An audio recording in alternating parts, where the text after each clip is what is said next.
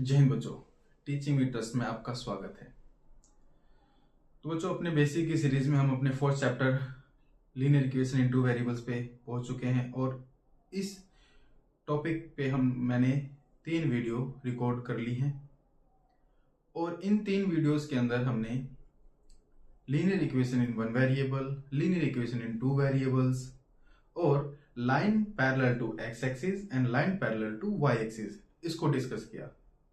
और बच्चों, हमारे लास्ट वीडियो के अंदर एक जो लास्ट टॉपिक था वो ये था कि line parallel to X axis की इक्वेशन क्या होगी and line parallel to Y axis की क्या इक्वेशन होगी। चलो बच्चों, इसको डिस्कस करते हैं। पहले हम एक्स एक्सिस या फिर कार्टेशियन प्लेन ड्रॉ करते हैं। ये है बच्चों हमारी वाई एक्सिस एंड ये है बच्चों हमारी X axis. X X dash Y Y dash. Intersection point को हम ओरिजिन बोलते हैं। 1 2 3 4 5 1 2 3 4 एंड 5। यहाँ पर बच्चों आपको पता है -1 -2 -3 -4 -5, ऐसे ही 1 2 3 4 एंड 5 -1 -2 -3 -4 एंड -5।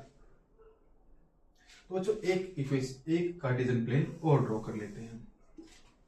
सिमिलरली फटाफट हम एक कार्टेशियन प्लेन और ड्रॉ कर लेते हैं। X dash Y Y dash. तो बच्चों, हम कार्टेशियन प्लेन किसे कह रहे हैं या एक्स वाई प्लेन किसे कह रहे हैं, कोऑर्डिनेट प्लेन किसे कह रहे हैं, ये थोड़ा पजलिंग होगा उनके लिए जो लास्ट वीडियोस को नहीं देखे होंगे। अगर जिन्होंने कोऑर्डिनेट ज्योमेट्री की वीडियोस को देखा होगा उसके लिए इन शब्दों को समझना बड़ा ही आसान होगा।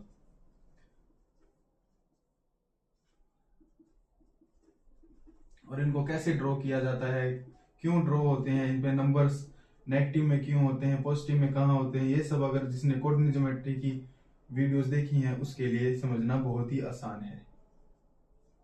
तो बच्चों, यहाँ पर मैंने 2 कार्टेशियन प्लेन ड्रॉ किए हैं। तो बच्चों, हमारी लास्ट वीडियो का जो टॉपिक था डिस्कशन का वो था line parallel to Y axis, line parallel to Y axis and line parallel to X axis, line parallel to X axis. तो बच्चों, हम डिस्कस कर रहे थे कि ऐसी लाइन जो y एक्सिस के पैरेलल है या ऐसी लाइन जो x एक्सिस के पैरेलल है, उन लाइंस की इक्वेशन कैसी होगी। जैसे हमने ax plus b equal to 0, ये था standard equation of linear equation in one variable. ऐसे ही ax plus by plus c equal to 0, ये थी बच्चों linear equation in two variable की स्टैंडर्ड इक्वेशन। तो ऐसी ही इक्वेशन की क्या वैल्यू होगी। तो बच्चों, यहां पर आप देख सकते हैं कि ये लाइन क्यों आई है, कैसे बनी है। इस लाइन और y एक्सिस के बीच में डिस्टेंस कांस्टेंट है, डिस्टेंस कांस्टेंट है। तो बच्चों, कभी भी आप देख सकते हैं इस लाइन को मैं कैसे ड्रॉ कर सकता हूं। अगर मेरे पास x की वैल्यू है, x कोऑर्डिनेट है, y कोऑर्डिनेट तो 0 है बच्चों, देखो 3 एंड 0। तो अगर मेरे पास x कोऑर्डिनेट है तो मैं इस लाइन को ड्रॉ कर सकता हूं। तो x is equal to a। ऐसे ग्राफ की इक्वेशन क्या होती है बच्चों, x इक्वल टू a। वहीं ऐसे ग्राफ की इक्वेशन, ऐसे लाइन की इक्वेशन जो लाइन x एक्सिस के पैरेलल है वो कैसी होगी बच्चों, y इक्वल टू b या फिर a। क्लियर है। जब भी बच्चों आप इक्वेशन को सोल्व करते करते कुछ ऐसी फॉर्म पे पहुंचे तो आपको समझ लेना है कि जो मेरा लाइन आने वाला है, अगर x इक्वल टू a आया तो वो y एक्सिस के पैरेलल होगा, y इक्वल टू a आया तो वो x एक्सिस के पैरेलल होगा। तो बच्चों देखो, मैं एक इक्वेशन लिखता हूं 3x प्लस 2 इक्वल टू 0। बच्चों, अगर इसको मैं सिंप्लीफाई करूं तो कैसा होगा, 3x is equal to -2 and x is equal to -2/3। तो क्या बच्चों, ये कुछ इस फॉर्म की नहीं है, x is equal to a। अगर इसको और इसको हम इक्वेट करें तो हमारे पास a की वैल्यू क्या आएगी बच्चों, -2/3। तो इस पॉइंट पर x एक्सिस पर -2/3 पर मैं क्या करूंगा, एक लाइन ड्रॉ कर दूंगा स्ट्रेट। क्लियर है। सिमिलरली बच्चों, अगर मेरे पास 5 + y = 10, 5 + y = 10 आता है, तो मैं क्या करूंगा बच्चों, y = 10 - 5, y = 5, y = 5। मेरे पास क्या है बच्चों, y = 5। अगर मैं यहां पर इसको और इसको इक्वेट करूं, कंपेयर करूं, तो मेरे पास a की वैल्यू क्या आएगी बच्चों, 5 आएगी। तो मैं 5 पर एक स्ट्रेट लाइन ड्रॉ कर दूंगा। तो बच्चों हमको पता चला कि line parallel to y axis and line parallel to x axis की क्या इक्वेशन आएगी। तो बच्चों हम इस इक्वेशन पे, लीनियर इक्वेशन इन 2 वेरिएबल पे भी एक बार फिर से ध्यान देते हैं। बच्चों मैं क्या करता हूं, इसको सिंप्लीफाई करता हूं, थोड़ा ध्यान देना। मैंने क्या किया, by को 0 के एक साइड रखते हुए c को भी ax को वहां ले गया और c को भी 0 उधर लेके गया, अपोजिट साइड लेके गया। तो जैसे ही मैं अपोजिट साइड लेके जाऊंगा, साइन चेंज हो जाएंगे। यहां पर ax प्लस का उधर जाके माइनस का हो जाएगा और c प्लस का उधर जाके माइनस का हो जाएगा। बच्चों अगर मैं यहां पर सिंपली y की वैल्यू निकालूं तो क्या आएगा, -a/bx एंड -c/b। क्लियर है बच्चों। इफ